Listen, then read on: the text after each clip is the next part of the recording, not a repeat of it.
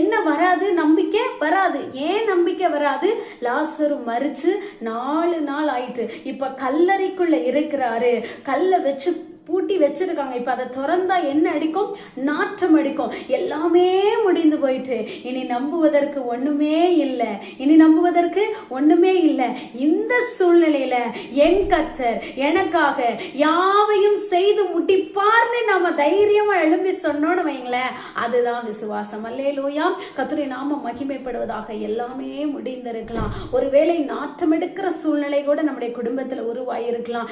இனி நான் இந்த குழிக்குள்ள இருந்து, இந்த இருட்டறைக்குள்ள இருந்து, இந்த சூழ்நிலையில இருந்து, இந்த பிரச்சனையில இருந்து, இந்த பாடுகளில் இருந்து என்னால் வெளியே வரவே முடியாது என்கிற சூழ்நிலையில நமக்கு ஒரு நம்பிக்கை துளிர் விடணும். நமக்குள்ள ஒரு விசுவாசம் துளிர் விடணும்.